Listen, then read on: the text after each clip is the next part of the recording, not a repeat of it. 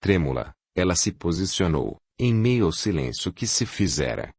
As conversas terminaram, os que levavam a caneca de vinho à boca pararam a meio. A graça de Caroline se impunha naquele ambiente estranho. Os acordes da melodia soaram e, logo nos primeiros passos, encantou a todos. Flor movia-se, acompanhando a exótica melodia de sabor morisco, ora melancólica, ora vibrante, com gestos sensuais e ardentes, volteando entre as mesas e fitando cada pessoa como se dançasse só para ela. A música foi aumentando de intensidade até atingir um ritmo frenético e alucinante, quando, então, parou abruptamente. Com a respiração suspensa, o público acompanhava enlouquecido. Ao término, os aplausos estrugiram, enquanto Caroline retornava para a mesa, exausta. Serguei abraçou-a, murmurando-lhe ao ouvido: "Hoje te superaste.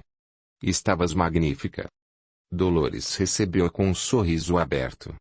"Não te disse que conseguirias?" "Viste os aplausos?" Igor concordou, comentando: "Conseguiste uma vitória sem precedentes hoje. Congratulações."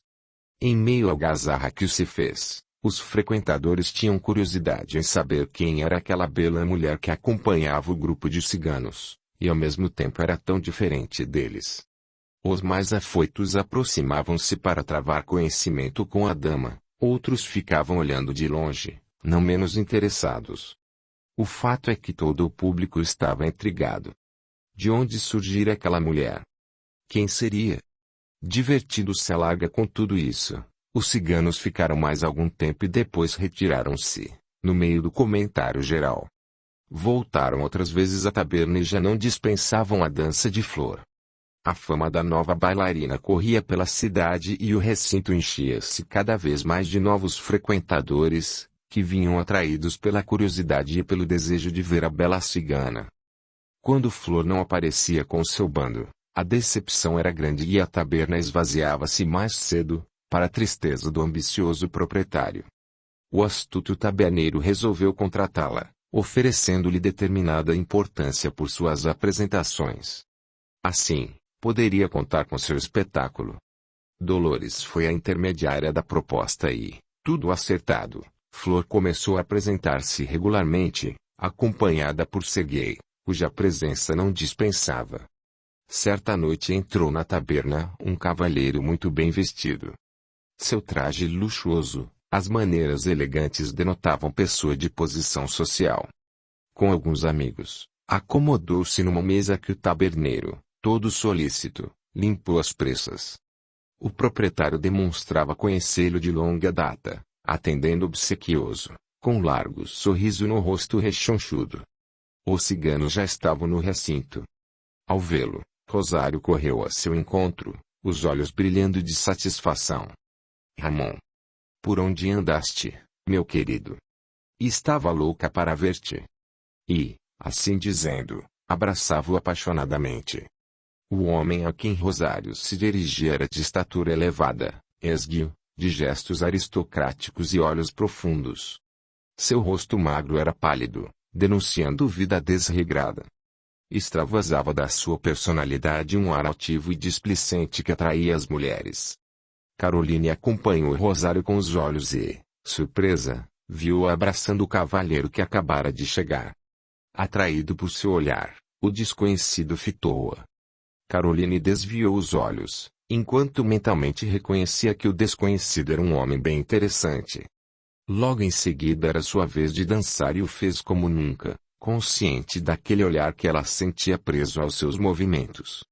Percebeu, enquanto dançava, que ele chamara o taberneiro, sem desviar os olhos da sua figura, murmurando algo em seu ouvido.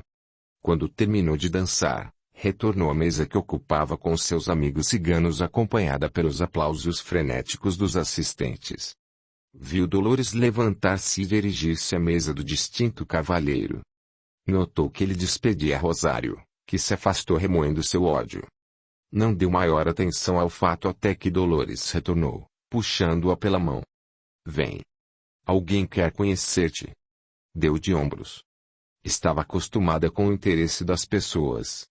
Ajeitando a mantilha, Aproximaram-se da mesa do cavalheiro desconhecido e, imediatamente, ele ergueu-se para cumprimentá-la, fazendo uma reverência. Com sorriso sedutor mergulhou seus olhos nos dela, tomando-lhe a destra e levando-a aos lábios. Encantado, senhorita. Apresento-me. Sou Ramon de Oviedo e confesso que jamais fiquei tão impressionado com alguém antes. Caroline aceitou seus galanteios com um sorriso discreto e um aceno de cabeça. Gracias, senhor. Aceitas uma caneca de vinho? Continuou, convidando-a a tomar assento em sua companhia. Se é do teu agrado, senhor, respondeu. O estranho continuava a observá-la assintosamente, o que deixou Caroline constrangida. Há algo de errado comigo, Dom Ramon. Percebendo sua indelicadeza, Ramon desculpou-se, lançando-lhe um olhar envolvente. Queira perdoar-me. Abstraí-me na contemplação da tua beleza e esqueci as regras do decoro. Mas, dize-me, de onde vieste? Um tanto irritada, ela não pôde deixar de reconhecer que ali estava um homem muito perigoso, e respondeu tentando aparentar indiferença. De lugar algum, senhor. Por que perguntas? Porque jamais nos encontramos antes. Como podes ter tanta certeza? Sou uma cigana como outra qualquer, aduziu com amargura e um tanto irônica. Ah! Aí é que te enganas. Se tivéssemos nos encontrado, eu me lembraria com certeza. Disse essas palavras mergulhando-a num olhar tão sedutor e pleno de intenções que Caroline corou, se desconcertando. Como a jovem mantivesse o silêncio, ele prosseguiu. Como te chamas? Já te disseram. Flor. Ele sorriu e balançou a cabeça. Não. Este é um apelido. Quero saber teu verdadeiro nome. Por quê? Porque sinto que não és quem dizes ser, respondeu Dom Ramon lentamente, medindo bem as palavras. Caroline desviou os olhos um tanto assustada. Ele fez uma pausa, enquanto analisava cada traço do rosto dela. Depois, pausadamente, continuou. Não. Não és, como afirmas, uma cigana qualquer. Tua tez é muito alva, a despeito do queimado do sol, a expressão dos olhos e os traços do teu rosto não são típicos da raça cigana. Além disso, tens mãos finas e aristocráticas e teus gestos denotam nobreza e altivez. Teu porte é o de uma rainha e todos deveriam curvar-se a teus pés. Deliras, por certo. Poupa-me, senhor, dos teus gracejos, retrucou irritada. Não. Estou consciente do que digo, afirmou o cavalheiro com gravidade. Caroline levantou-se ameaçando se retirar. Ele segurou rapidamente a sua destra, suplicando. Fica mais um pouco. Ainda não acabei. Temos muito para conversar. Com ar arrogante e altivo ela deu por terminada a conversa, soltando a mão que ele prendera entre as suas. Pois não tenho mais nada para dizer-te, senhor. Adeus. Com passos firmes encaminhou-se para a mesa dos ciganos e, dentro em pouco, deixavam a taberna. A jovem condessa estava em pânico. Quem seria aquele homem? Por que lhe fizera tantas perguntas? Ao ficar a sós com Dolores, teria que interrogá-la. Certamente a amiga poderia informá-la melhor e sanar os receios e as dúvidas que a atormentavam. Todavia, apesar do temor de ser descoberta, a imagem do desconhecido não lhe saía da mente. Que estranho! O rosto de Ramon de Oviedo parecia-lhe surpreendentemente familiar. Onde já vira antes aqueles olhos profundos e cismadores? Aquele nariz, aquela boca. Uma estranha sensação a envolveu, misto de atração e de repulsa, que não saberia justificar. A partir de então, era comum encontrar-se Dom Ramon de Oviedo na taberna. Interrogando Dolores, Caroline ficou sabendo que era um nobre espanhol, muito rico, amante dos divertimentos e de moral duvidosa. Estivera algum tempo em sua propriedade, em Oviedo, ao norte da Espanha, onde fora regularizar alguns negócios de família. Por essa razão, somente agora Caroline o conhecera. Completando, a cigana sorriu e comentou, enquanto colocava as cartas na mesa. Conheço bastante Dom Ramon de Oviedo, para saber que tu lhe causaste funda impressão. Fez uma pausa e continuou, analisando as cartas que tinha à sua frente. Cuidado, porém. Rosário ama com loucura e não perdoará se notar que ele não a quer mais. Ela é muito perigosa e temo por ti. Além disso, presinto perigos. Como assim? Interrogou Caroline. Meneando a cabeça, a cigana respondeu. Não sei. Não sei. As cartas mostram que acontecimentos imprevistos ocorrerão, envolvendo uma mulher jovem e um homem. Pegou outras cartas e levantando a fronte informou. Tem relação com um homem da igreja. Quem? Um sacerdote. Respondeu Dolores tão surpresa quanto a outra. Conheces alguém que teria interesse em te prejudicar? Assustada, Caroline respondeu negativamente. Não, não conheço ninguém que poderia desejar o meu mal. Continua. Que mais percebes? Dolores embaralhou as cartas novamente, enquanto seu rosto se cobria de sombras. Nada mais vejo. Nada mais. Nesse momento, Caroline percebeu que a cigana cambaleava, como se fosse perder os sentidos. Procurou ampará-la, aflita, mas foi muito rápido. Logo em seguida, Dolores abriu os olhos e sorriu de forma angelical. Seu semblante mudara totalmente. Amenizaram-se-lhe os traços do rosto e os olhos adquiriram uma expressão de suavidade e ternura. Os gestos tornaram-se delicados e sua voz ressoou docemente no ambiente da carroça. Minha amiga, coragem. Tens ainda um longo trajeto a percorrer. As adversidades espreitam tua caminhada e a cada passo existe um perigo oculto.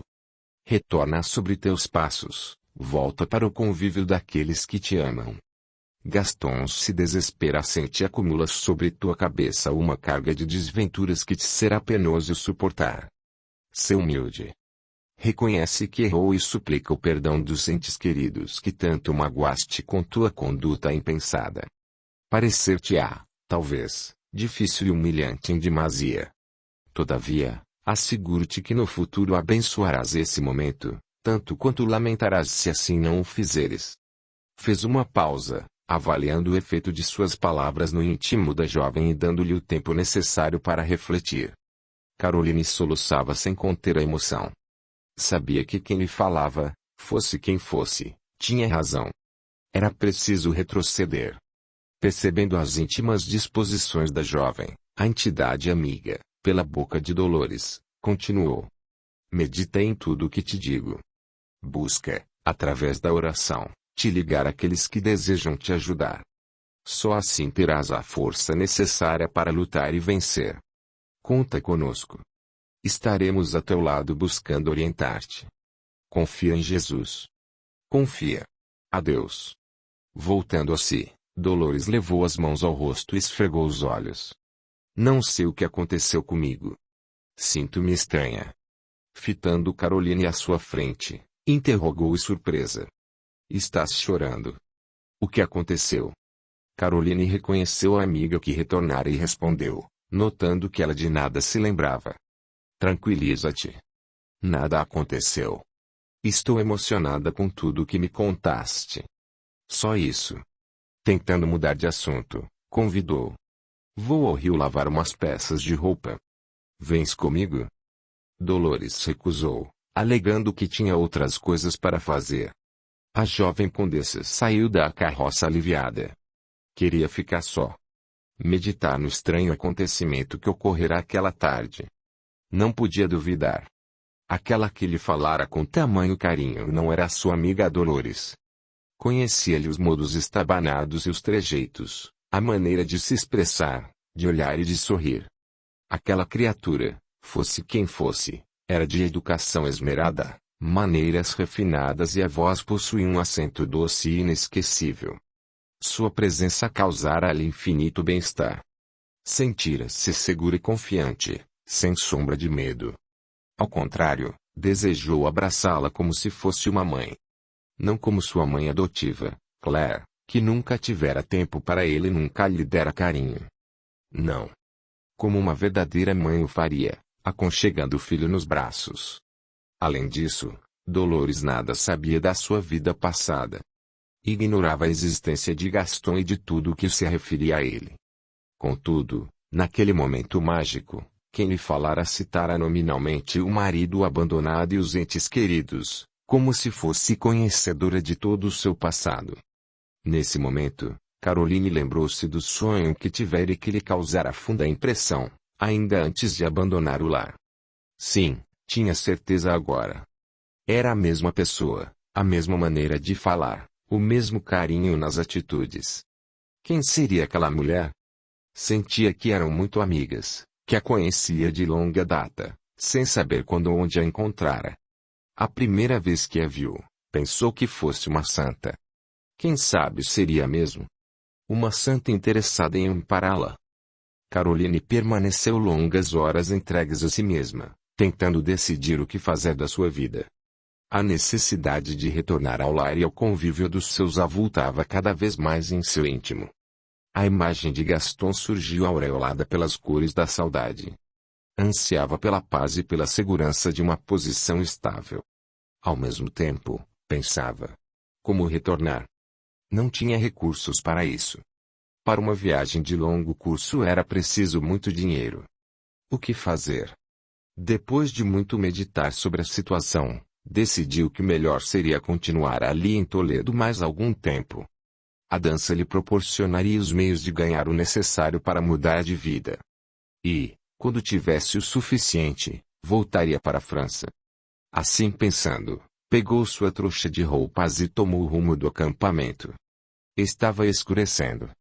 O sol deitava seus últimos raios sobre a terra, dourando as folhas das árvores. Suspirou.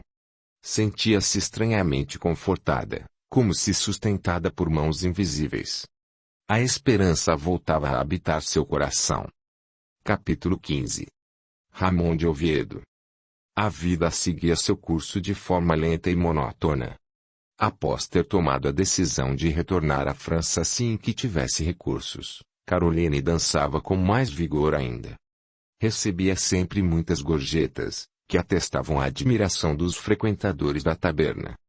Gastava muito pouco. Da importância que recebia como pagamento do taberneiro, dava uma parte para os ciganos, como era de praxe, tinha de contribuir para a manutenção do grupo. Mas as gorjetas e presentes que recebia, não, o que conseguisse economizar, de um e de outro, guardava com carinho. Era o seu tesouro. Dia após dia, encontrava sempre o olhar profundo de Dom Ramon de Oviedo. Não tiveram mais ocasião de conversar em particular, mas ele buscava sempre oportunidade para apertar o cerco. Bastas vezes, convidava para sentar-se à sua mesa e fazer-lhe companhia. Caroline dava uma desculpa e não ia. De outras vezes, ele mandava portador com convite para cear em sua residência. Ela recusava. Arrogante e prepotente, acostumado a fazer valer sua vontade, Dom Ramon já se ressentia dessa recusa sistemática, enquanto seu interesse pela jovem cigana crescia a cada dia. Uma tarde, Dolores aproximou-se de Caroline, que se divertia em brincar com algumas crianças no acampamento, ordenando: prepara-te com esmero. Esta noite faremos visita a um velho amigo meu. Quer conhecer-te e convidou-nos para a ceia. A francesinha deu de ombros, concordando com indiferença. O que lhe poderia interessar esse homem que não conhecia? Ainda assim, a curiosidade feminina falou mais alto e inquiriu: como é ele? Jovem? Velho? Dolores respondeu evasivamente, com sorriso ligeiro: tem paciência. Logo saberás. Então, esta noite não iremos à taberna. Isso mesmo. Que pena. Murmurou Flor mais para si mesma. Naquele momento lembrara-se do vulto do nobre espanhol cuja presença era obrigatória na taberna. Não conseguia definir os sentimentos que a agitavam. Sentia ao mesmo tempo um misto de atração e de repulsa por aquele homem. Essa razão por que não aceitava nunca seus convites. Ainda agora, ao saber que não o veria naquela noite, ficou pesarosa. No entanto, sempre que ele estava presente, nutria desejo insofreável de fugir dele. Ainda ouviu Dolores que, afastando-se, fazia-lhe uma recomendação. Nada digas a Rosário. Não estranhou porque, como a presença da referida moça não lhe fosse particularmente simpática, Entendeu que Dolores não queria que ela os acompanhasse. Algumas horas depois, quando o sol já sumira no horizonte e as primeiras estrelas iluminavam o firmamento, deixaram o acampamento cigano. Caminharam até a cidade e depois tomaram o rumo de uma rua que Caroline não conhecia. Chegaram ao portão de uma propriedade senhoril, onde Dolores falou algo ao ouvido do vigia. Logo em seguida a porta foi aberta e adentraram o interior da residência. Caroline avaliava mentalmente o ambiente onde se encontravam. Era rico e luxuoso, decorado com acentuado gosto mourisco.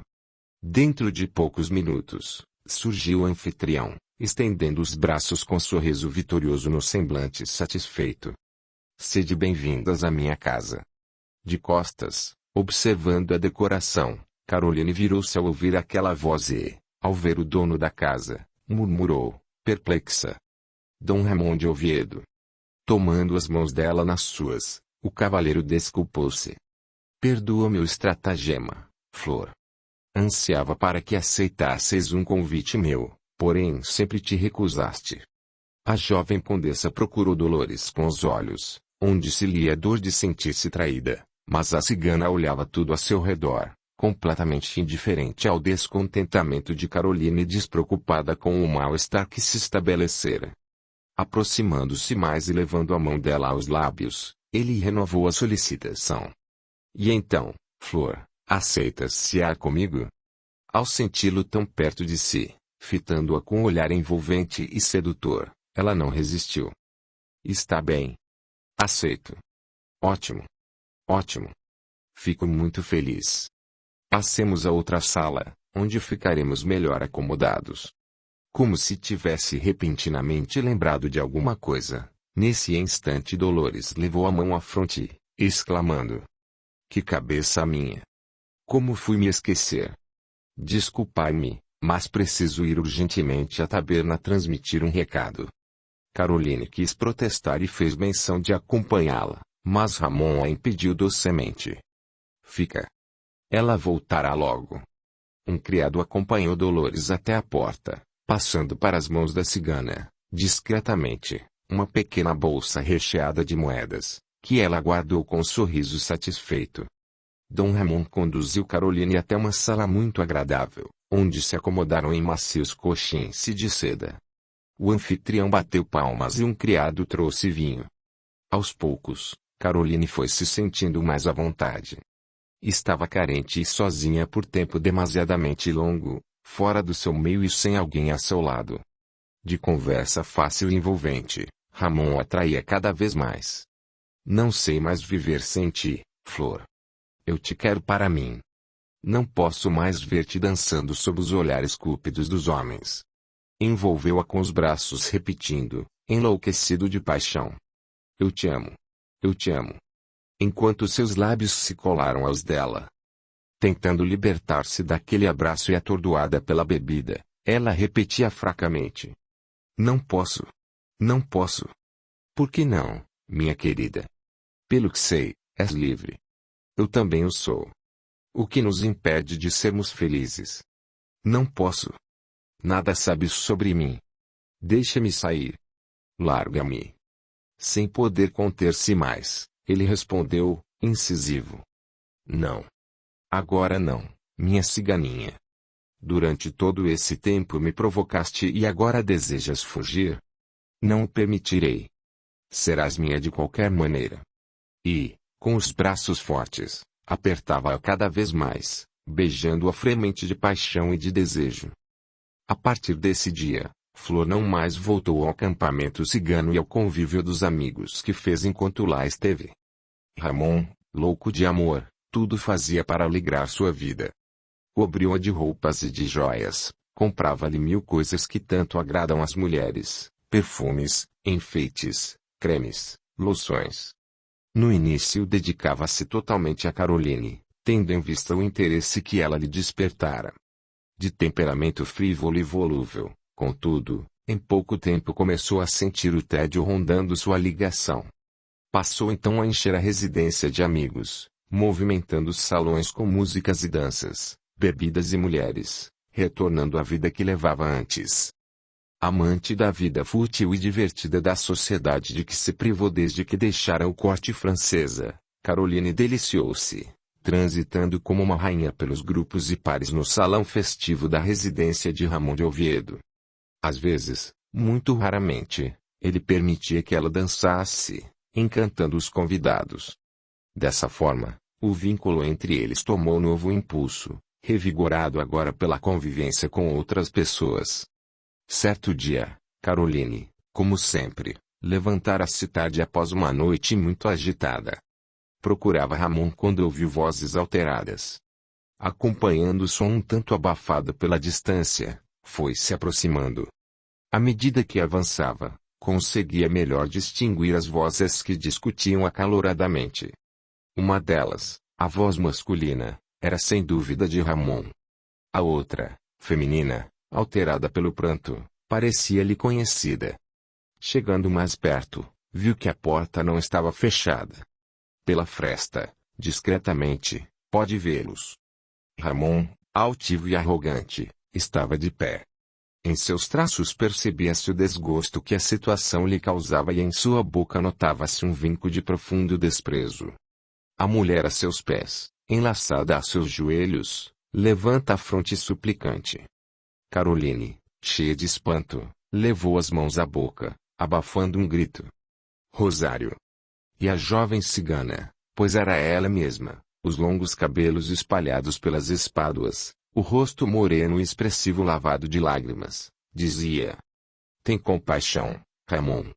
Eu te amo mais do que a própria vida. Não saberia viver sem ti. Afasta-te de mim, mulher, nada quero de ti, retrucava ele, insensível. Não acredito que não me ames mais. Parecias tão apaixonado quando me falavas de amor. És ingênua se acreditaste em tudo que te dizia. Além disso, jamais te prometi nada. Nosso relacionamento sempre foi livre. Contudo, acreditei em tuas juras de amor, nas palavras que murmuravas em meus ouvidos apaixonados nos nossos momentos de íntimo colóquio. Fez uma pausa aí, fitando com ciúme, e indagou. Dizes as mesmas coisas a ela? Prometes amá-la eternamente como fizeste comigo? Olhando-a do alto, arrogante, ele empurrou a mulher, que caiu ao solo. Sua voz soou grave e ameaçadora. Como ousas, falar comigo neste tom? Como te atreves a pedir contas dos meus atos? Não te devo explicações. Desaparece da minha vida antes que mande a expulsar-te como a um cão vadio. Ao ouvir as duras palavras que lhe eram dirigidas por aquela boca que até há bem pouco tempo somente lhe falava palavras ternas, ao ver os olhos dele injetados de sangue e ódio, olhos que antes só a fitavam com doçura, Rosário ergueu-se ofegante. O orgulho da sua raça despertou-se nela, o desgosto por se ver tratada sem qualquer respeito ou consideração, quando ali fora hipotecar o seu amor, encheu de revolta. Com os olhos expelindo chamas e a voz cheia de cólera, ela falou frisando bem as palavras. Um dia ainda te arrependerás por tuas palavras deste momento. Vim até aqui suplicar o teu amor, eu que daria minha vida por ti. Espezinhaste meu orgulho, humilhaste meu amor próprio e destruíste o que de mais puro eu tinha. O meu amor por ti. Jamais terás descanso. Nunca terás paz. Enquanto eu viver, minha sombra estará a teu lado. E depois da minha morte, onde estiveres estarei contigo. Minha vingança será terrível porque jamais permitirei que sejas feliz com outra mulher. Um arrepio gelado correu pelo corpo de Ramon. Um temor supersticioso inundou sua alma. Aquela mulher à sua frente, terrível no seu ódio, causava-lhe medo. Com uma gargalhada satânica, Rosário virou-se fazendo uma meia volta e deixou a sala. Ramon caiu sentado numa poltrona, como que fulminado. Um mal-estar estranho o dominava. Nesse momento, Caroline afastou-se da porta, também sumamente preocupada com as ameaças da jovem cigana. Em seus aposentos, não conseguia esquecer as palavras, as lágrimas e as ameaças de Rosário. Sentia-se penalizada com a situação da pobre cigana. Contudo, o que fazer? Dava-se conta, só agora, que ao se vincular a Ramon nem por um só momento se lembrara dela. E não ignorava que ela amava loucamente a Ramon. Todavia, o que poderia fazer? Ele não mais se interessava pela cigana. Agora só ela contava em sua vida. E ela, Caroline, também se sentia poderosamente atraída por ele. Seria isso amor? Mas, se fosse, como ela teria tão depressa esquecido aquele pelo qual abandonara lar, marido, tudo? Uma onda de emoção agitou ao lembrar-se do Duque de Alcalá. Não, ela não o esquecera, mas agora já não poderia mais aproximar-se dele. Não depois da vida que estava levando. Sentia-se indigna do ser amado. Uma onda de melancolia e de tristeza a envolveu. Ramon penetrou em seus aposentos, mais pálido do que de costume. Sentou-se em um cocima ao lado de Caroline e permaneceu calado, entregue aos próprios pensamentos. Notava-o preocupado e taciturno. Aproximando-se dele e acariciando-lhe o rosto, ela inquiriu suavemente: "Estás preocupado? Aconteceu alguma coisa?" Saindo da sua abstração, Ramon sacudiu a cabeça como se quisesse expulsar uma ideia ruim. "Não. Nada de importante." Bateu palmas e um criado trouxe vinho. "Quero música." Alegria. A essa ordem, imediatamente ouviu-se o som de uma melodia. "Danças para mim?" suplicou. "Hoje preciso parar de pensar." Capítulo 16. O mosteiro. Foram dias difíceis aqueles. Mergulhado em desespero, não conseguia deixar de pensar em Caroline. Minha esposa abandonara o lar, fugir ao meu convívio, rejeitara meu amor e minhas carícias e isso eu não conseguia aceitar. Reviramos toda a região numa busca incessante e frenética, sem resultado. Era como se os fugitivos tivessem sido tragados pela terra. Ninguém sabia dar notícias, nenhuma informação por mais vaga que fosse.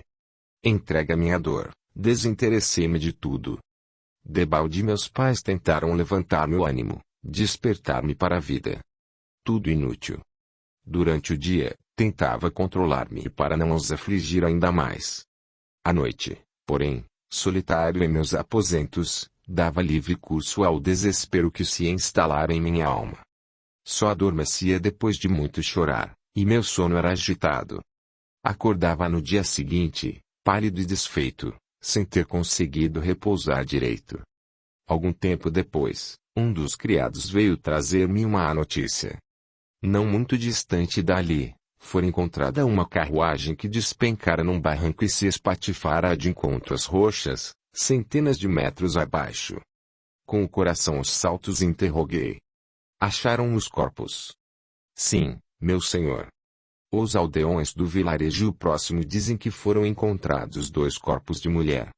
Infelizmente, contudo, já se passara muito tempo e como estivessem irreconhecíveis, alguma alma piedosa fez o sepultamento. "Achas que podem ser elas?" "É possível, senhor conde", respondeu Josefe. "E Isaac?" Parecendo meditar, o servo considerou. Como estivesse dirigindo, talvez tenha percebido o perigo e conseguido pular a tempo, o que não aconteceu com a senhora condessa e a criada. Com o coração opresso concordei. "É provável que tenhas razão, Josefe. Isso explicaria porque as buscas foram infrutíferas. Desejo, porém, certificar-me da veracidade dos fatos. Manda preparar os cavalos. Vamos até o local onde, talvez, minha querida esposa tenha encontrado a morte." Após comunicar os familiares, partimos. Taciturno, cavalguei durante muitas horas em silêncio. A instâncias do meu bom Josefe, paramos para repousar e cuidar dos animais, que estavam exaustos. Josefe comeu com prazer. Estava faminto. Eu nada quis, exceto uma caneca de vinho. Perdera o apetite, e minha angústia era tal que a única coisa que almejava era chegar logo ao local do acidente. Penetrando na aldeia, nos dirigimos a uma estalagem, onde pedimos informações. O estalajadeiro chamou um homem e mandou que nos conduzisse ao local onde caíra a carruagem. A região era montanhosa e cheia de desfiladeiros ladeando fundos precipícios. Atravessamos um bosque bastante aprazível e subimos uma montanha, por onde a estrada serpenteava. Numa curva do caminho, o camponês parou e apontou. Foi este o local onde encontraram os restos da carruagem. Olhei o precipício que se estendia à minha frente e a vista se me turvou. Joseph amparou-me para que não caísse. As têmporas latejavam e um arrepio gelado percorreu meu corpo. Sentei-me numa pedra e respirei profundamente o ar puro das montanhas. Como te sentes, Monsieur? Melhor, Joseph, não te preocupes. Fitei o vazio à minha frente. O panorama era magnífico. Descortinava-se ao longe, no sopé da montanha, uma aldeia com seu campanário. Mais abaixo, um caminho coleava entre as árvores e a planície se estendia a perder de vista. Mas eu não conseguia perceber a beleza que me cercava. Estava por demais entregue à minha dor para prestar atenção a coisa alguma. Interrogamos o guia, que não pôde informar mais nada. Só o que já sabíamos. Que a carruagem não possuía brasão e que 2 corpos femininos foram encontrados. Voltamos ao vilarejo, interrogamos pessoas, falamos com aqueles que tinham encontrado os destroços, mas nada mais conseguimos apurar além do que já era do nosso conhecimento. Retornamos a Paris convencidos de que os corpos eram das fugitivas, conquanto sem nenhuma prova de que isso fosse realmente verdade. Abatido, deixei que a amargura tomasse conta do meu íntimo. Debalde minha mãe, passado o período de luto, procurava proporcionar-me meios de distração. Em vão enchia nosso palácio de pessoas alegres e despreocupadas, em festas concorridas. A instâncias dela, comparecia a algumas dessas reuniões, abandonando-as ainda mais solitário e sofredor. Mulheres não faltavam. Afinal, eu era considerado um excelente partido, elegante, rico, culto e, agora, viúvo. Percebi as manobras que faziam para aproximar-se de mim, o empenho para ocupar a cadeira ao lado da minha nos jantares, e as desculpas para visitas inesperadas à senhora minha mãe. Com sorriso prazenteiro de cumplicidade, Claire aceitava essas desculpas, chamando-me para participar desses encontros, arranjando passeios, formando mesas de jogos, ou, simplesmente, deixando-me a sós com alguma candidata a ocupar o lugar de minha esposa Caroline, agora vago. Com grande dose de tolerância, fazia minha parte, demonstrando um interesse e uma atenção que estava longe de sentir. Exercitando a paciência, deixava-me arrastar para um lado e para o outro, fazendo companhia às damas, como um gentil homem que era, escutando suas conversas fúteis e vazias, e deixando-me assediar por elas, mantendo sempre a atitude de cortesia respeitosa, ar levemente irônico e altivez complacente. Annette, num dia em que conversávamos no jardim, longe do bulício e da tagarelice de minha mãe e suas amigas, fitou-me com carinho e preocupação evidentes, dizendo: Gaston, meu filho, estás muito abatido e pálido. Percebo que a cada dia que passa ficas mais triste e melancólico. Ah, minha querida Annette, se soubesses como é difícil suportar a vida que estou levando. Fiz uma pausa, respirei profundamente olhando as árvores ao redor e prossegui. Felizmente, hoje minha mãe proporcionou-me tréguas, dispensando minha presença. Não sabes com que sensação de alívio estou aqui a palestrar contigo como antigamente. Neste momento gozo de uma paz que há muito não tinha. A dedicada serva enxugou discretamente uma lágrima, afirmando: Também sinto falta daqueles momentos de doce enlevo, em que tudo parecia perfeito. E era perfeito.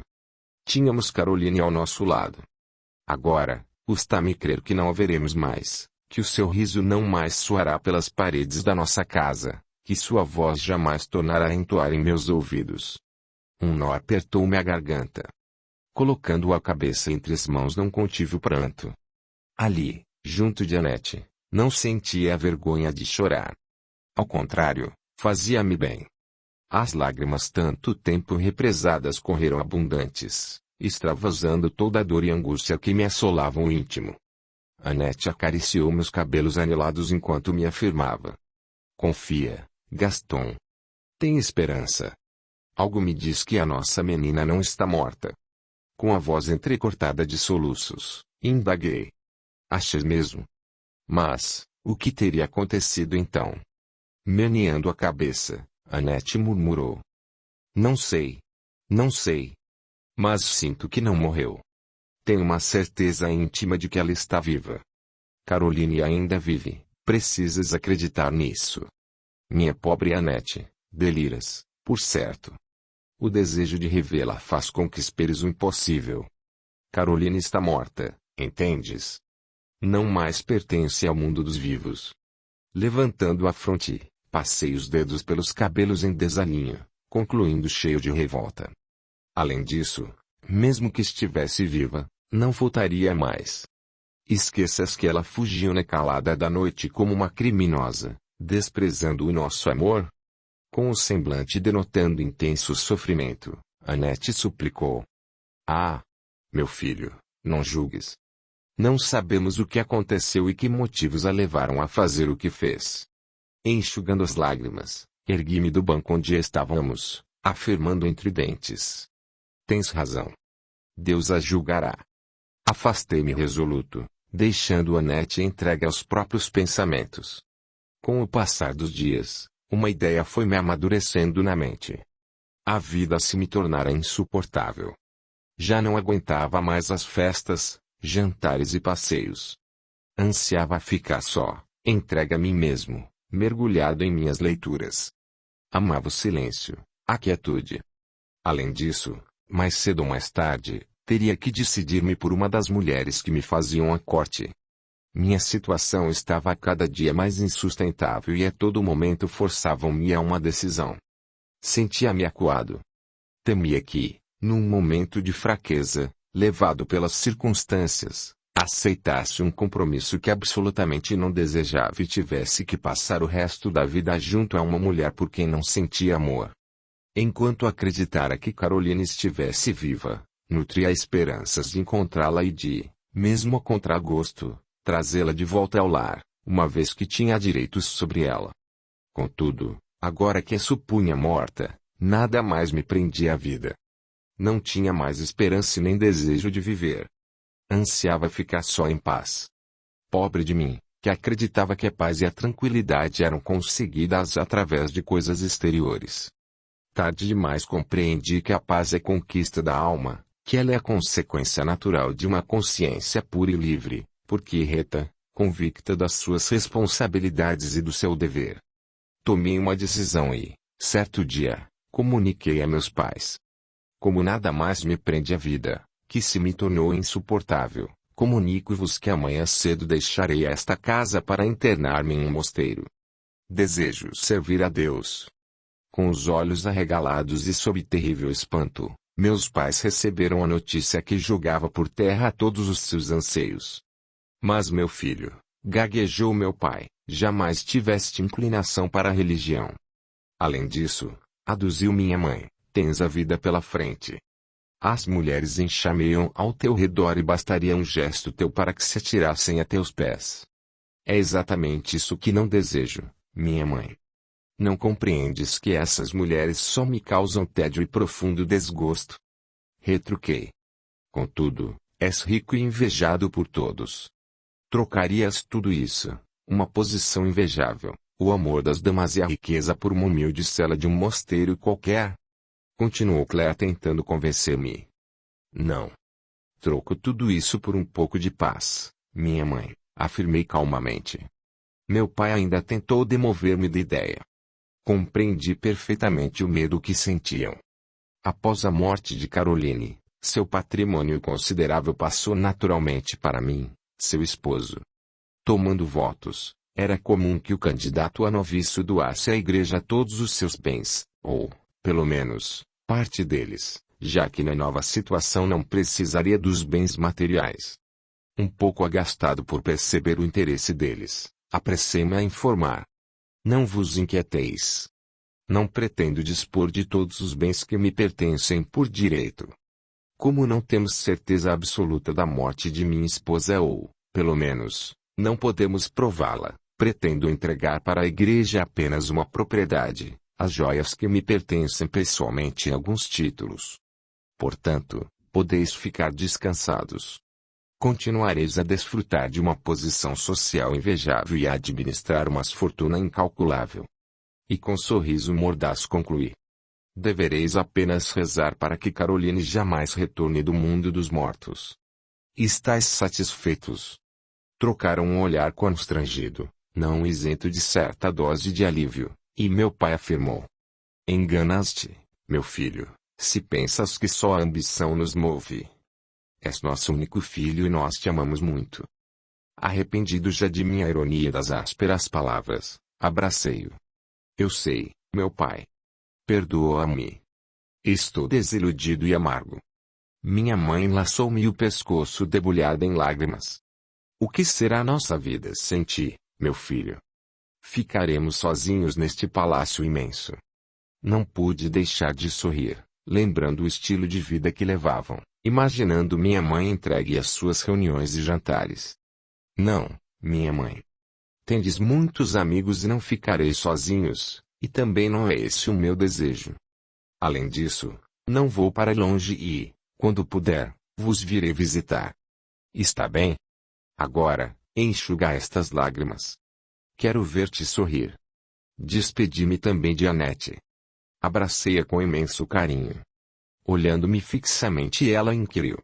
Tens certeza de que é isso mesmo que realmente desejas? Depois não poderás mais voltar atrás. Eu sei. Posso arrepender-me mais tarde, se é isso que temes. Todavia, no momento, é o que desejo fazer. Com gravidade, a bondosa serva insistiu. Nada posso fazer para impedir tua decisão. Sinto, porém, que no futuro lamentarás este momento. Portanto, querido Gaston, pesa bem tua atitude, medita sobre tua decisão e oras suplicando ao Senhor que te inspire a melhor solução. Já te disse o que penso sobre a pretensa morte de Caroline. Ao contrário de ti, creio que está viva. Porém, não me deste crédito e, praza a Deus que, no futuro, não vertas lágrimas de sangue. Prezo muito teus conselhos, Annette, e te estimo bastante. Minha decisão, contudo, já está tomada. Não tomarei os votos por enquanto. Quero apenas um lugar tranquilo para meditar e ficar em paz. Acalma-te, não tomarei atitude definitiva sem pesar muito bem as consequências. Estás satisfeita? Annette concordou, já mais aliviada. O resto daquele dia passei examinando alguns papéis, regularizando situações, para que tudo ficasse em ordem após minha partida. Deixando meu pai com a responsabilidade de gerir meus bens, na manhã seguinte abandonei o lar paterno. Levando o estritamente necessário, às primeiras horas da manhã seguinte parti, entre as lágrimas de minha mãe, as ponderações de meu pai, as bênçãos de Annette, e o aturdimento dos criados, inconformados. Não foi fácil romper os elos que me uniam àquelas pessoas, mas eu ansiava ver-me longe de tudo. Cavalgando sem pressa, apreciando a paisagem que se descortinava à minha frente, algumas horas depois avistei os altos muros do mosteiro que escolhera para passar meus dias dali em diante. O sol já ia alto e o calor era intenso. Aproximando-me do grande portão, senti o coração apertado de angústia. Não hesitei, porém, tocando a sineta com firmeza. Ouvi passos arrastados e, logo em seguida, a portinhola se abriu deixando ver a fisionomia gorda e corada de um frade meio idoso. Quem vem em nome de Deus? Um sofredor que precisa de ajuda, irmão, respondi, contrito. Ouvindo minha resposta, fechou a portinhola e ouvi correr os ferrolhos. Em seguida o grande e pesado portão se abriu rangendo nos gonzos. Fui conduzido à sala do prior, atravessando salas e corredores intermináveis, e ouvindo meus passos soando lugubremente no lajedo. Expliquei ao prior o que desejava e aceitou-me com alegria. Afinal, comigo vinha uma polpuda espórtula, como era de costume. Mandou que me conduzissem a uma cela, que seria minha dali em diante. Em seguida, fiquei só. Ouvindo os ruídos abafados que vinham de longe, o som de vozes difusas, a melodia de cantos sacros longínquos, senti toda a minha solidão. Era isso que buscara e não voltaria atrás. Apesar de tudo, Aquelas paredes nuas e lúgubres deram-me uma estranha sensação de paz. Era como se já tivesse vivido assim e ansiasse pela quietude do claustro. Os primeiros dias foram muito difíceis, mas logo me habituei à rotina da vida religiosa.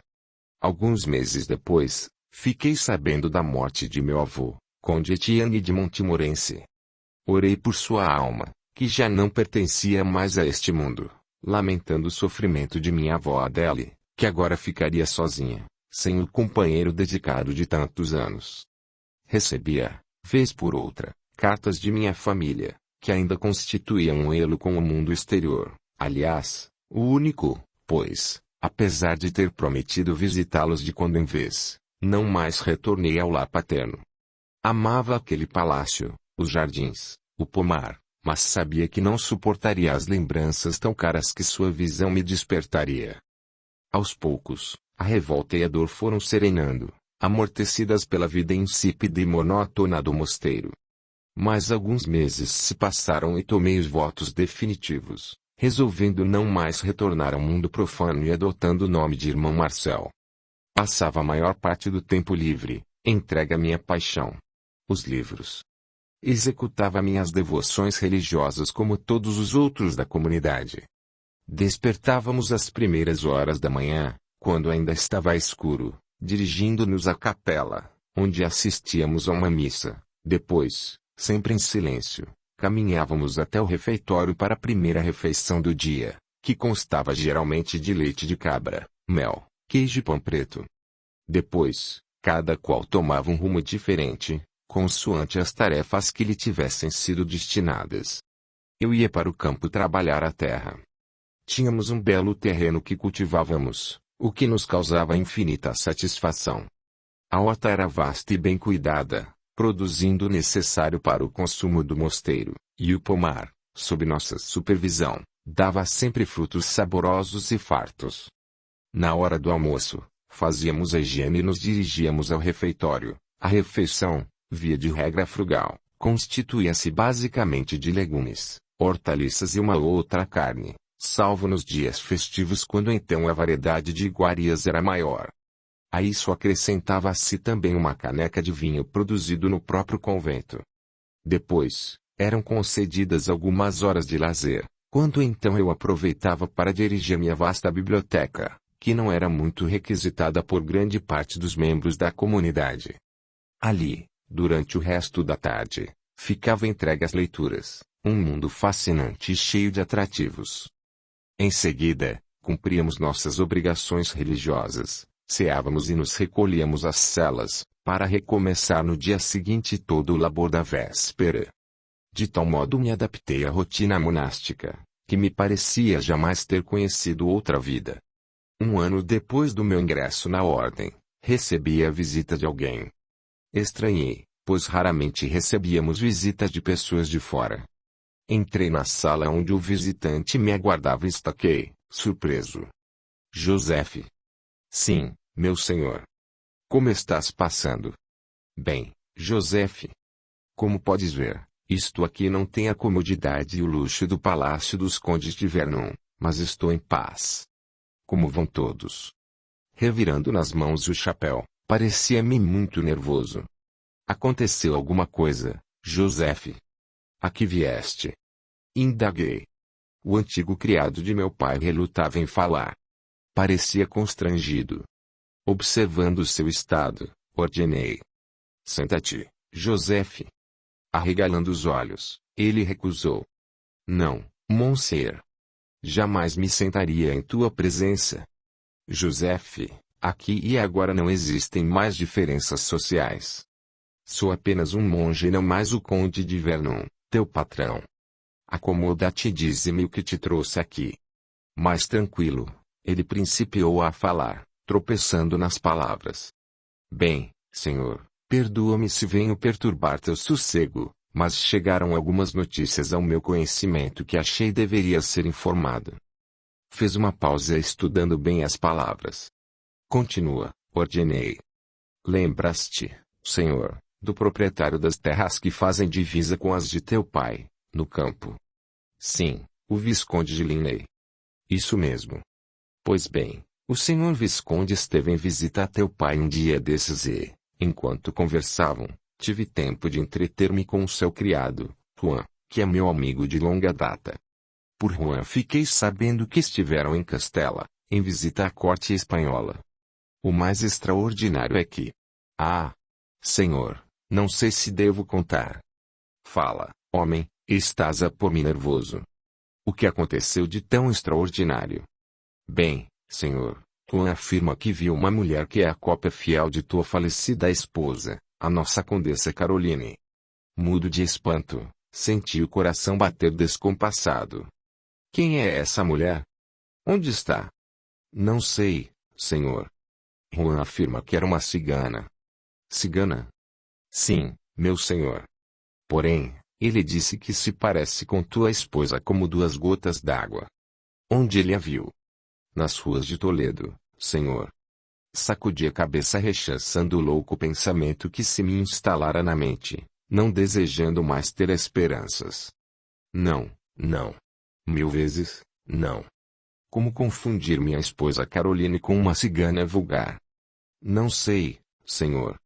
No entanto, Juan conhecia a Condessa Caroline desde criança e... Fitei-o longamente, pensando. Afinal, perguntei. E tu, o que pensas disso, Joseph? Penso, meu senhor, que é uma possibilidade que não deve ser desprezada. Afinal, nada perderás por investigar a veracidade dos fatos. Sorri, irônico, acrescentando. Não, nada perderei. Exceto minha paz. Joseph abaixou a cabeça constrangido. Tomando uma decisão, ordenei. Está bem. Creio que tens razão. De qualquer forma eu não poderia mais conviver com a dúvida. Traze-me Juan aqui para que possamos conversar. Com sorriso satisfeito, Joseph despediu-se, deixando-me entregue às próprias cogitações. Procurei dominar as batidas do coração impetuoso. Não desejava ter esperanças que poderiam se desmanchar como as brumas da manhã ao sol nascente. Não obstante, bem no íntimo, uma chamazinha de luz começou a bruxulear mansamente. Nota. Gaston, inconscientemente, recordava-se de anterior existência quando fora religioso, conforme narrativa constante do livro Ave Senninha, do mesmo autor espiritual. Capítulo 17. A Inquisição Espanhola. No dia seguinte, logo às primeiras horas da tarde, Joseph trouxe meu amigo Juan. Interroguei-o e ele só fez confirmar o que já me fora dito. Afirmava categoricamente que a cigana espanhola era extremamente semelhante à Condessa Caroline de Vernon. Sentado, observava-o enquanto falava para assegurar-me da sua sinceridade, tentando vislumbrar quaisquer indícios de interesse ou falsidade. Sua fisionomia, contudo, transpirava serenidade e franqueza. Para intimidá-lo, perguntei. Sabes da gravidade da tua afirmação? Sim, senhor conde. Reconheço a gravidade do que afirmo e a ousadia de assegurar-te tal coisa. Mas, estou convicto do que digo. Como podes ter tanta certeza? Tiveste algum contato com minha esposa? Rodando nervosamente o chapéu entre os dedos, ele respondeu, corando. Perdoa-me, senhor, mas tua esposa era muito bela para passar despercebida.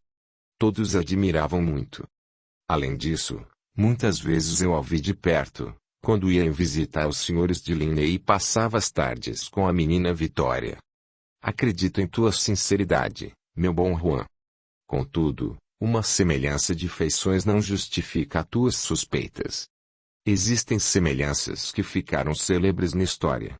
É verdade, senhor, mas havia algo de diferente naquela cigana.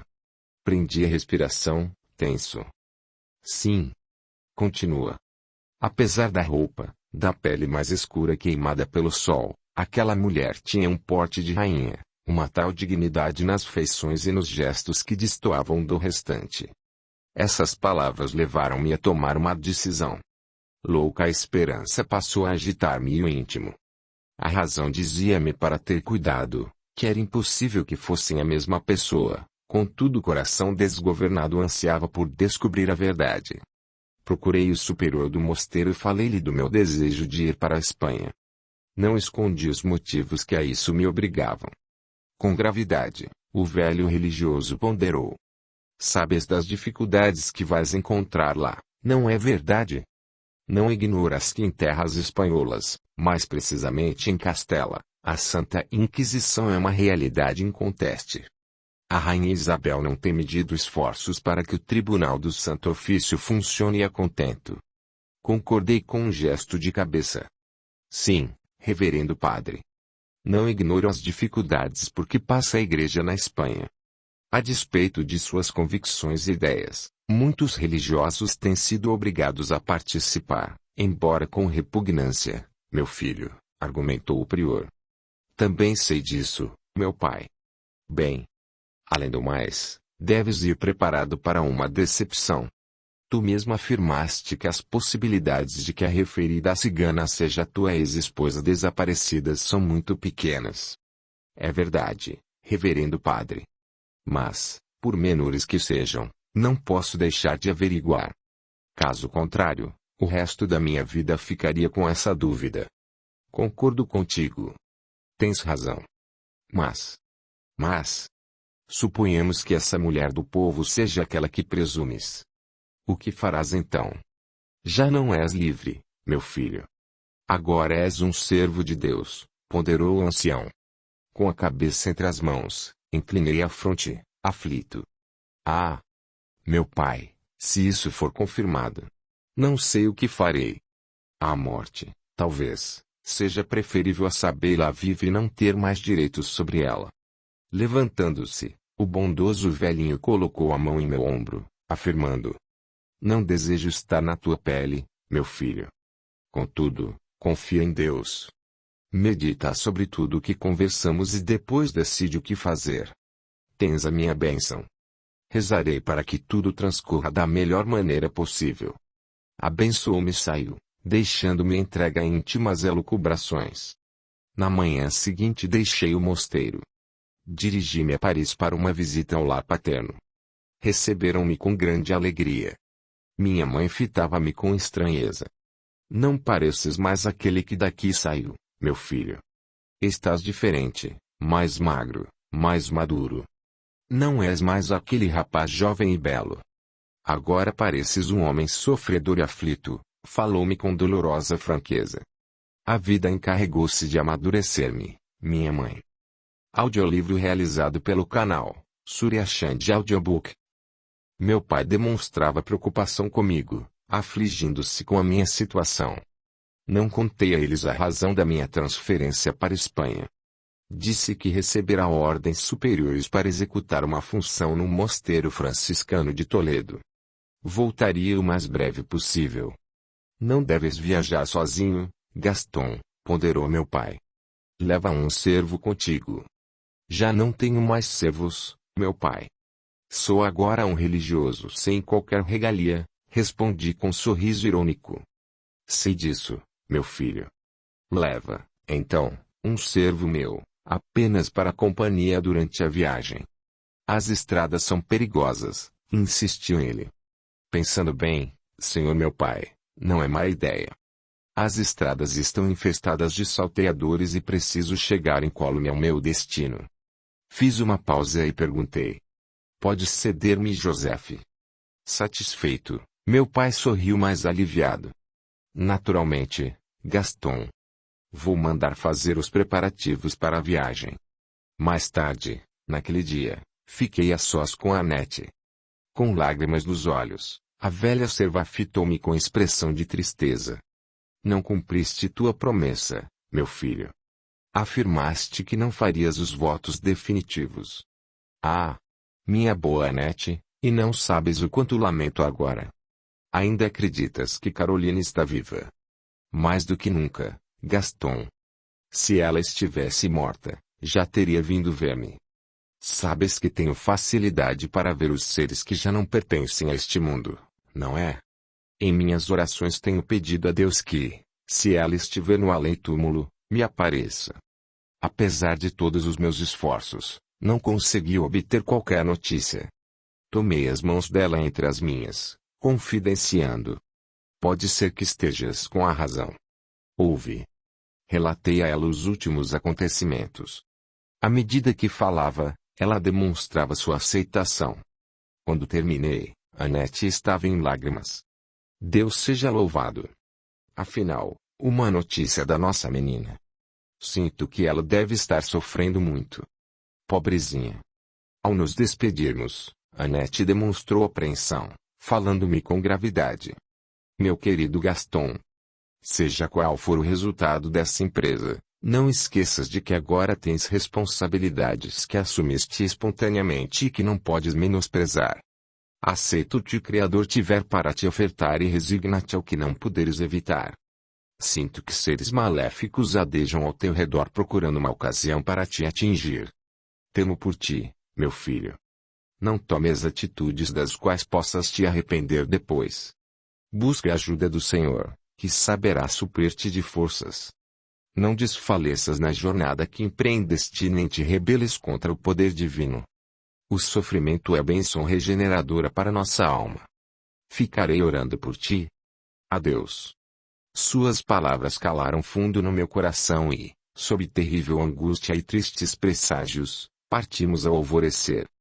Passei a noite sob aflitiva ansiedade. Há muito deixar o lar paterno e, não obstante o prazer de pernoitar em meus antigos aposentos, de tão caras lembranças para meu coração solitário, não consegui repousar. O sono era entrecortado por barulhos estranhos, percebia vagas sombras que adejavam pelo ambiente, talvez até impressionado com as palavras da velha e boa Annette. Sons de vozes difusas, como se abafadas pela distância, chegavam-me aos ouvidos. E uma sensação de inquietude, um mal-estar indefinível passou a dominar-me, a par de ligeiro sentimento de medo, como se ameaçado estivesse por seres imateriais, mas nem por isso menos temíveis. Rezei como de costume, ajoelhado no lajedo frio do mosteiro. Agora, porém, percebia sob os joelhos doloridos não a frialdade da pedra, mas a tépida maciez do tapete. Durante muito tempo estive entregue às minhas devoções religiosas sem que lograsse aplacar a angústia que me consumia. Pareceu-me até que ruído de risadas acompanhavam as palavras automaticamente repetidas. Foi, pois, cansado e abatido que deixei o aconchego do lar paterno na manhã seguinte. Joseph providenciara tudo e, graças a ele, não nos faltaria o necessário durante o longo trajeto que teríamos de percorrer. Com muita dificuldade atravessamos os Pirineus, que deixarei de relatar para não me alongar demasiadamente. Confesso, contudo, que temi não conseguir alcançar nosso objetivo. Nas montanhas o frio era intenso e a natureza rude. O medo de sermos assaltados por bandoleiros que infestavam aquelas estradas fazia com que nos mantivéssemos sempre alerta, razão pela qual quase não repousávamos. Restringimos a alimentação ao mínimo, para que não viesse a faltar antes de atingirmos região mais habitada. Finalmente adentramos terras espanholas e tudo se tornou diferente e inusitado para mim. Paramos na primeira estalagem do caminho para descansar e refazer as forças combalidas. Avançamos território adentro. Ansiava chegar em Toledo o mais rápido possível. Parávamos o suficiente para ligeiro repasto, troca de animais e repouso. Assim, chegamos ao nosso destino, e foi com imensa satisfação que avistei ao longe as torres de Toledo. Procurei imediatamente o mosteiro franciscano onde passaria a exercer minhas funções. Combinei com Joseph que, enquanto eu tentaria obter as informações possíveis dentro do mosteiro, ele se alojaria numa estalagem e, por sua vez, sem despertar suspeitas, faria as averiguações necessárias. Quando preciso, levaria seu relatório ao mosteiro para manter-me informado do andamento das investigações. Apresentei-me ao prior, entregando-lhe minhas credenciais. Achei-o sumamente desagradável e inspirou-me viva antipatia desde o primeiro olhar. Por sua vez, também não demonstrou ter melhor opinião a meu respeito. Percebi até um certo receio, como se temesse que minha presença ali tivesse a real intenção de vigiar-lhe os passos. Não procurei desfazer-lhe as dúvidas. Seria bom que tivesse medo de mim e por essa razão não declinei o verdadeiro motivo da minha transferência.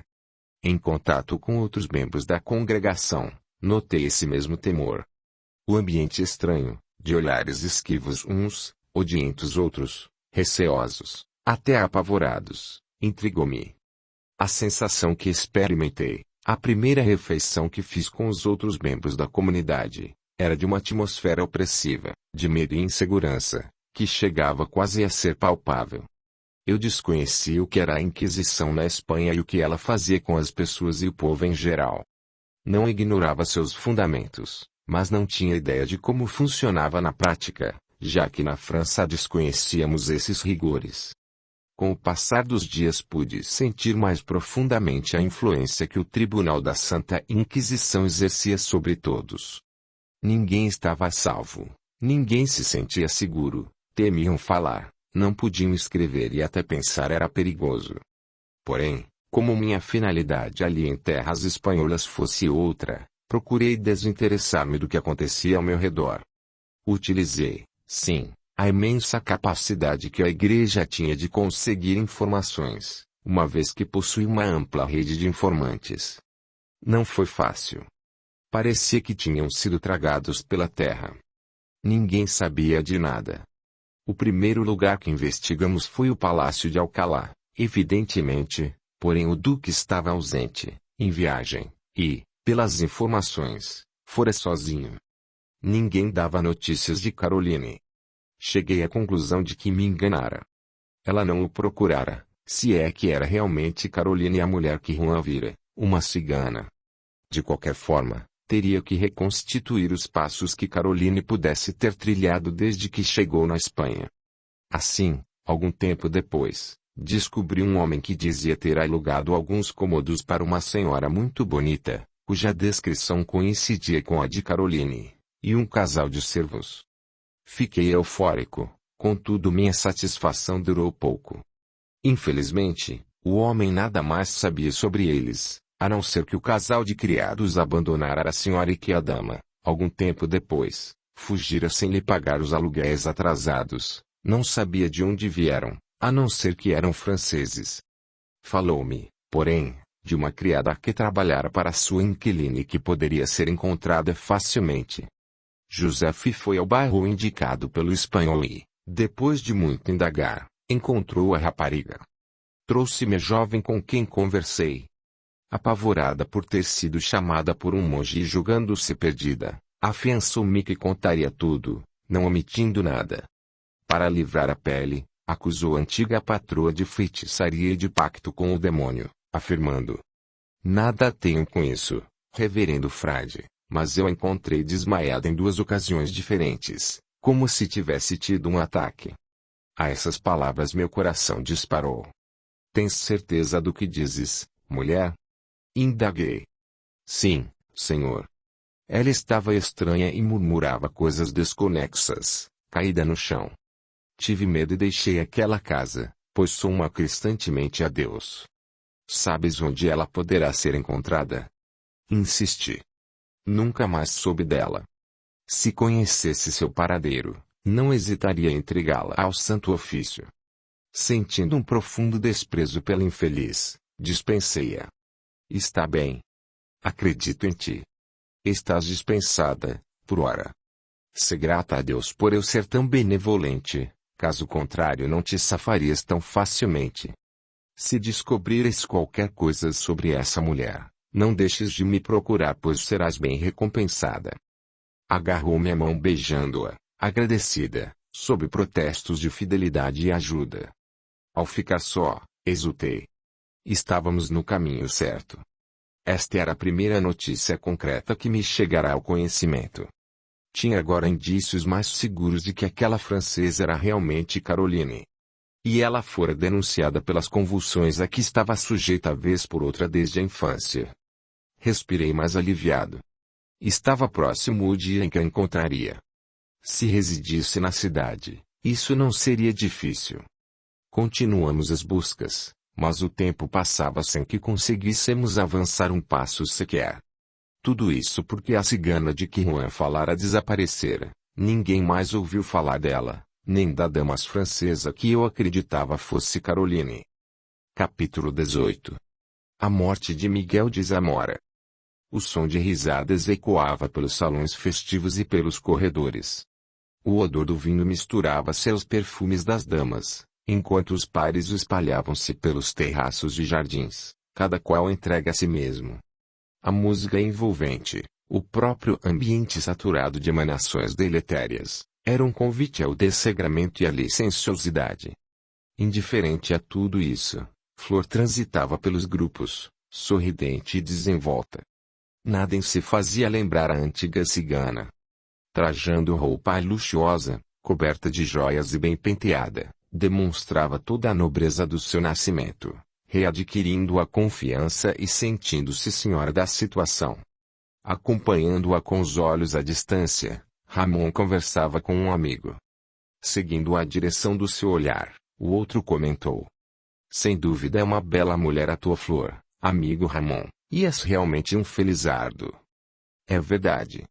Estava justamente a cogitar sobre isso, me perguntando quem será ela? Nunca te fez confidências? Nunca.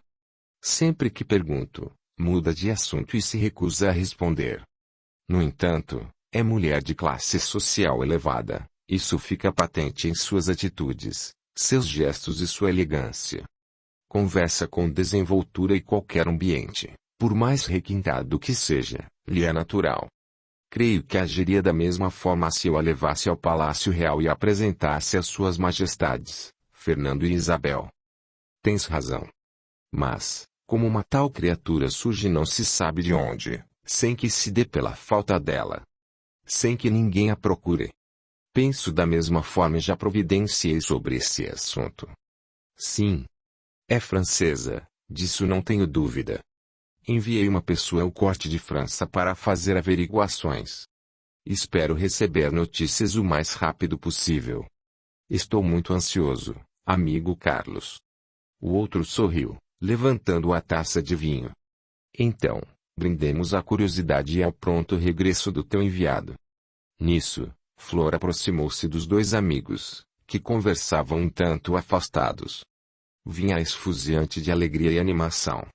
De que estão aí a falar tão solitários? Perguntou. De negócios, minha querida, respondeu Ramon, enlaçando-a pela cintura. Deixaste-me sozinho e gastas o tempo a falar de negócios. Vamos dançar, Ramon. Nossos amigos desejam ver-nos bailar, suplicou. Agora não, minha querida. Carlos e eu temos assuntos urgentes a tratar. Escolha um cavalheiro, entre tantos que te admiram, e dança com ele. Logo irei ao teu encontro. Prometo-te. Amuada, Caroline afastou-se.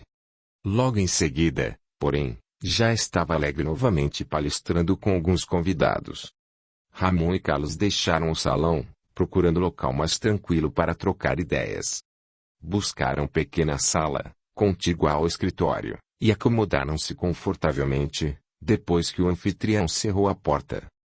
Muito bem. Comentou. Aqui poderemos falar à vontade, longe do bulício dos convidados. Fez uma pausa aí, fitando seu interlocutor, e indagou. E então? Descobriste algo sobre aquele assunto? Com um gesto de cabeça o outro respondeu, pesaroso. Nada. Parece que nosso amigo nada tem a esconder. Não é possível. Todos temos deslizes em nossa vida, retrucou Ramon demonstrando funda impaciência. Contudo, é a verdade, amigo Ramon. Parece-me que não conseguiremos atingi-lo. Levantando-se, inquieto, o senhor de Oviedo deu largas passadas pelo aposento, enquanto murmurava. Não pode ser, Carlos. Tem que existir uma maneira de atingi-lo. Fez nova pausa e perguntou. Dívidas? Não. Leva a vida tranquila e equilibrada. Apesar de não ser rico, tem uma renda que lhe permite viver confortavelmente e até com certo luxo. Inimigos? Não creio. Com exceção do desentendimento que teve contigo por causa daquelas terras, ninguém tem nada contra ele. É muito bem quisto. Cada vez mais irritado, Ramon continuou. Mulheres? Nenhuma, ao que se saiba. Parece imune aos encantos femininos. Ramon de Oviedo suspirou, mantendo estranha fixação no olhar, enquanto afirmava: Não. Não creio que seja assim tão inexpugnável. Deverá ter também o seu calcanhar de Aquiles. E eu descobrirei. Pagar-me-á caro a afronta. Dando por terminado o assunto, Ramon completou: Não me dou por vencido, Carlos. Vamos pensar em algo que possa comprometê-lo. Por ora, retornemos ao salão. Os convidados aguardam. E tua flor também. Lembrou Carlos, sorrindo malicioso. O anfitrião soltou uma gargalhada. Fizeste bem em lembrar-me, amigo. Flor não me perdoaria a quebra da promessa. E sabes que uma mulher ferida é difícil de suportar. Assim conversando, retornaram ao salão sendo envolvidos pela atmosfera festiva. Passando os olhos pelo ambiente, Ramon avistou sua amada entretida junto a um grupo de amigos, e para lá se dirigiram. Dentre os participantes, um rapaz moreno, de tez pálida, elegante e bem vestido chamou a atenção de Ramon. Ainda não tinham percebido o anfitrião se aproximando e ouviam com interesse o que Flor lhes contava. O rapaz fitava a jovem dama com expressão de admiração, que não passou despercebido a Ramon. Imediatamente uma ideia cruzou sua mente e, segurando o braço do seu acompanhante, sussurrou de forma que ninguém mais ouvisse: Não te preocupes. Acho que já encontrei a solução para o nosso problema, Carlos. Deixa por minha conta. Aproximaram-se e Ramon, sorridente, falou em voz alta: Parece-me que minha querida Flor contava algo de muito interessante, a julgar pela atenção de todos, não te parece, Carlos? É verdade, querido. Relatava um fato engraçado que ocorreu comigo outro dia, respondeu Flor adiantando-se, faceira. Deveras? Estou curioso e também desejo saber o que houve. Conta-me. Com um sorriso encantador ela retrucou, incisiva. Não agora, Ramon. Prometeste dançar comigo, lembras-te? Como poderia esquecer? Respondeu Ramon galantemente, e, oferecendo o braço à dama, encaminharam-se para o meio do salão. Os músicos, a um sinal imperceptível do anfitrião, iniciaram uma área cigana. Aos primeiros acordes, o ruído cessou e todos se aproximaram para vê-los bailar, fazendo um círculo em torno do par. Enquanto dançava, discretamente o senhor de Oviedo não perdia de vista o rapaz. Não se sabendo examinado, o jovem Miguel de fitava Caroline, e Ramon teve a confirmação de suas suspeitas. Com que então o miserável, o incorruptível, o inatacável Dom Miguel de tem uma fraqueza? Não me escaparás, agora que sei que não és imune ao encanto de uma mulher, e, mais do que isso, que a mulher que desejas é a minha. Resguarda-te, desgraçado, ou estarás perdido. O homem em quem Ramon de Oviedo pensava era um nobre espanhol com quem tivera uma disputa de terras e que, levada a pendência ao conhecimento dos soberanos, estes deram ganho de causa a outra parte. Ramon, o perdedor, na ocasião dera demonstrações de ter aceito a decisão real, porém nunca esqueceu o fato. Não obstante, hábil dissimulador, fez questão de continuar mantendo o relacionamento com seu opositor, afirmando que negócios e amizade não se confundiam. Na verdade, desejando vingar-se daquele que, segundo sua opinião, o prejudicara, achou que mantendo seu desafeto por perto, sob suas vistas, teria mais oportunidades para atingir seus objetivos. Por essa razão, Dom Miguel de continuava a frequentar-lhe a casa e a privar da sua companhia, certo de que o mal-entendido já teria sido desfeito. Esse fato ocorrera havia alguns meses e, nesse período, Ramon não economizara esforços para descobrir alguma coisa que pudesse ser usada contra aquele que considerava seu inimigo. Agora essa oportunidade surgia. Estava eufórico. Ouviu os aplausos e só então se deu conta de que a música terminara. O movimento voltou ao salão e, logo em seguida, os músicos recomeçariam a tocar. Intencionalmente, dirigiu-se com Flor para onde estava Miguel de e, beijando a mão da dama, com galanteria, desculpou-se pesaroso. Perdoa-me, querida, não compartilhar contigo a próxima dança. Estou um pouco cansado hoje. E, relanceando o olhar em torno, sugeriu.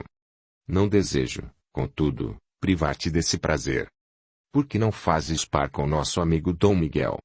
Por certo terá enorme satisfação em fazer-te companhia. Assim nominado, o cavalheiro inclinou-se, corando de prazer. Muito me honraria, senhora, que me proporcionasses o prazer desta dança. Caroline inclinou-se ligeiramente, agradecendo e aceitando o braço que lhe era oferecido. Os pares já se posicionavam no salão quando para lá se dirigiram. Ramon observava-os à distância, sumamente satisfeito com a direção que tomavam os acontecimentos. Nos dias seguintes, procurou de todas as formas aproximar Dom Miguel de Caroline. Deixando-os a sós para conversarem, convidando o rapaz para almoços e jantares, festas e passeios. Dia a dia acompanhava o desenrolar dos acontecimentos e via, com prazer, que o fidalgo mais e mais se envolvia emocionalmente com Flor. De sua parte, a moça não se dava conta da perigosa posição em que se encontrava. Não lhe passara despercebido o interesse que o amigo de Ramon demonstrava por sua pessoa, mas, acostumada a ser cortejada pelos homens, não dera a esse fato maior atenção. Um dia, porém, chamando-a para uma conversa, Ramon lhe disse: Querida Flor, por certo não ignoras o afeto que nutre por ti meu amigo Dom Miguel de... Ramon. Com que direito? Interrompendo-a, ele continuou. Ouve-me, apenas. Sei que da tua parte nada existe de censurável. Sei que me és fiel, caso contrário não estarias mais ao meu lado. Amo-te, mas não toleraria uma traição. Fez uma pausa, analisando o efeito das suas palavras no espírito sensível da companheira. Extremamente magoada, ela considerou. Se reconheces isso, Ramon, não compreendo aonde queres chegar. Já saberás. Pretendo dar uma lição nesse homem, para que não se atreva a cobiçar o que não lhe pertence. Para isso, preciso que me ajudes. Achas mesmo necessário? Indagou Flor, surpresa. Além disso, nunca me desrespeitou. Ao contrário, sempre foi gentil e atencioso. Ouve-me, Flor. Faço questão absoluta de dar-lhe uma lição. Mesmo porque ele ofendeu-me mortalmente certa vez e eu não o perdoo por isso. Mais espantada ainda, ela retrucou. Pensei que fosseis amigos. Não compreendo. Não queiras entender. Não é preciso. Só preciso mesmo que faças o que eu ordenar, estás compreendendo? Falou irritado. Está bem, Ramon. Não te zangues. Causas-me medo quando te irritas. És minha mulher e me deves obediência. Evita discutir as minhas ordens e não terás problemas. Suspirando, Flor abaixou a cabeça num assentimento tácito. Muito bem. Preciso que vás até a casa dele e diga que nos desentendemos, que brigamos. Incentiva-o a declarar seu amor por ti. Sabes como fazer isso melhor que ninguém. Mas, Ramon, hoje mesmo prepara-te e o cocheiro levar-te até a residência de Dom Miguel de... É só. Inclinando a fronte, Flor deixou o aposento sob terrível angústia. Aquele encontro parecia-lhe cercado de sinistros presságios. Sem saber por que sentia o medo crescer dentro de si. Quase em pânico, parecia-lhe já ter vivido ocasião semelhante, o que lhe causava terrível mal-estar. Recolheu-se a seus aposentos ralada de angústia. Jogou-se no leito e deixou-se ficar. A criada, vendo-a deitada àquela hora do dia, perguntou-lhe: Senhora, sentes alguma coisa? Precisas de algo? Não preciso de nada. Corre às cortinas e deixa-me só. Após a saída da criada, na penumbra do quarto, Caroline deu livre curso às lágrimas. O que estava acontecendo, afinal? Por que esse mal-estar, essa angústia? Fechou os olhos cansados e tentou dormir. Acordou horas depois quando as primeiras sombras da noite envolviam a cidade. Tentou levantar-se. Uma violenta dor de cabeça prostrou-a no leito. Tocou a sineta chamando a criada. Estás melhor, senhora? Dormiste por 3 horas. Dom Ramon manda avisar que a carruagem já está pronta e te aguarda. Caroline estremeceu imperceptivelmente. Sem comentários, ordenou. Ajuda-me a vestir. Ainda em silêncio, entregou-se às hábeis mãos da serva docilmente. Algum tempo depois, Caroline deixou seus aposentos. Elegantemente vestida, bem penteada, somente uma ligeira palidez denotava o mal-estar de horas antes. Acomodando-se na carruagem, deixou-se conduzir com indiferença. Somente quando o veículo parou de rodar, pareceu acordar do seu alheamento. Colocou a cabeça pelo postigo. O cocheiro desceu e abriu a portinhola. Chegamos, senhora. Olhou a residência à sua frente. Sóbria, austera, a construção sólida erguia-se ao rés da calçada. Uma pesada porta de madeira com desenhos em alto relevo dava acesso ao interior. Tocou a aldrava, rezando para que o proprietário não estivesse em casa. Contudo, não demorou e um criado veio abrir. Informou que desejava falar com Dom Miguel e o servo a introduziu numa pequena sala, depois que atravessaram o vestíbulo. O criado, reverente, pediu-lhe que aguardasse alguns minutos e deixou-a só. Caroline tremia. O que iria acontecer? O que faria Ramon? Ordenara-lhe que o fizesse declarar-se e não se preocupasse com mais nada. Como, porém, não se preocupar? Suspirou enquanto examinava o ambiente. Decorado com simplicidade, tudo transpirava bom gosto. Ouviu passos e voltou-se. O dono da casa surgiu na soleira da porta. Sua fisionomia expressava espanto e satisfação. Que agradável surpresa, senhora. Seja bem-vinda à minha casa. Aproximou-se e tomou entre as suas as mãos de Caroline, inclinando-se, galante. Tuas mãos tremem. Agora percebo que estás pálida e abatida. Vem, senta-te aqui, murmurou, apreensivo, enquanto lhe indicava uma cadeira. Bateu palmas e, a um sinal, o criado trouxe vinho numa bandeja. Estendeu uma taça para Caroline aconselhando gentilmente. Bebe, flor, far-te-á bem. Ela tomou um gole e em seguida ligeiro colorido espalhou-se pelas faces. Sorridente, ele considerou. Ótimo. Vejo que já estás melhor. Porém, o que se passa? Conta-me. Não virias procurar-me se não tivesses algo de grave para me dizer. Caroline, que até aquele momento não conseguira dizer nada, balbuciou. Agradeço-te as atenções, Dom Miguel. Estou passando por momentos difíceis. Não deveria ter vindo. Ramon.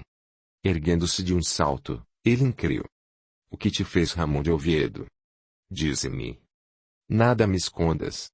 Levantando a fronte e fitando aquele rosto em que só se via preocupação por sua pessoa, Caroline sentiu vergonha de si mesma e do que viera a fazer. Cobriu o rosto com as mãos e caiu em prantos, arrependida da sua fraqueza ao concordar com aquele encontro, ao qual deveria ter se oposto firmemente. Julgando que aquelas lágrimas fossem por causa de Ramon, ele falou com raiva. Miserável! O que se atreveu aquele canalha a fazer contigo? Magoou-te profundamente, pelo que posso perceber. Ajoelhando-se ao lado dela, Miguel deixou que os sentimentos transbordassem de sua boca, dizendo apaixonado. Não vês o quanto eu te amo? Porque sofres por outro. Ele não merece a tua dedicação. Abandono de vez e te farei muito feliz. Envolvendo-a em seus abraços, beijando-lhe o rosto úmido de pranto, ele não dava a oportunidade para que ela se explicasse. Deixaremos esta cidade. Irás comigo para minhas terras e viveremos só para nós dois. Dize que aceitas o meu amor. Caroline levantou a cabeça e se dispunha a contar-lhe a verdade, não suportando mais aquela situação. Percebeu quanto era indigna deixando que o amigo se enchesse de esperanças. Nesse momento, porém, sobre o ombro de Miguel, viu Ramon que adentrara o aposento. Colérico, olhos injetados, entrou intempestivamente, gritando. Ah! Miserável! Cobra que alimentei no meu próprio peito. Bem que eu desconfiava que me traía pelas costas. Perplexa, Caroline gritou. Ramon. Ponto. Pálido de susto, Miguel ergueu-se tentando explicar. Não é o que pensas, Ramon. Mas o outro não deixava falar, afirmando em altos brados: "Todos aqui são testemunhas da tua traição, canalha." E apontava para os criados que, ouvindo o ruído insólito, acorreram aflitos a ver o que se passava. "Não mereces viver. Lavarei minha honra com sangue." Percebendo o que ia acontecer, Flor atirou-se sobre Ramon, desesperada, tentando impedir, compreendendo tardiamente as intenções do companheiro. Não. Ponto. Tarde demais, porém. Desembainhando a espada, Ramon jogara-se sobre Miguel de que, desarmado, não pôde se defender da agressão, caindo no chão em meio a uma poça de sangue. Nota: Caroline, Mariana em outra encarnação, recordava-se, inconscientemente, do encontro que tivera com o duque Segismundo de Boilon, ocasião em que Henri de Montmorency fora morto, episódio de capital importância em sua vida. Fato narrado no livro Aves sem Ninho, do mesmo autor espiritual. Agarrando Caroline pelo braço, Ramon retirou-a daquele local sem se preocupar com o pobre fidalgo que jazia mortalmente ferido, atingido que fora em pleno peito. Capítulo 19. Tomada de decisão. Durante alguns dias, não se falou de outra coisa na cidade. Em todas as rodas comentava-se o triste fim de Dom Miguel de que, por suas qualidades, era estimado por todos. Todavia, a acusação de Dom Ramon de Oviedo era muito grave. A honra estava acima de tudo para um fidalgo espanhol. Contudo, ao mesmo tempo em que se reconhecia que Ramon agira acertadamente, as pessoas não se impediam de questionar. O que estaria fazendo aquela mulher na casa de Dom Miguel?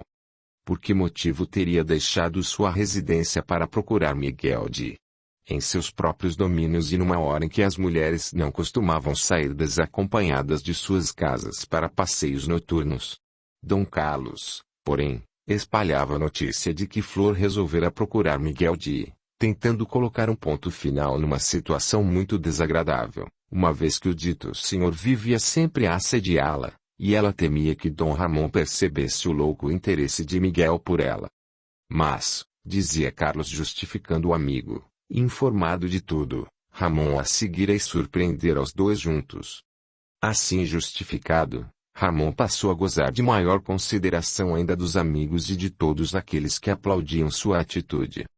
Não obstante, algumas pessoas profundamente conhecedoras de Miguel de seus amigos fiéis, não aceitavam a versão que fora transmitida do fato.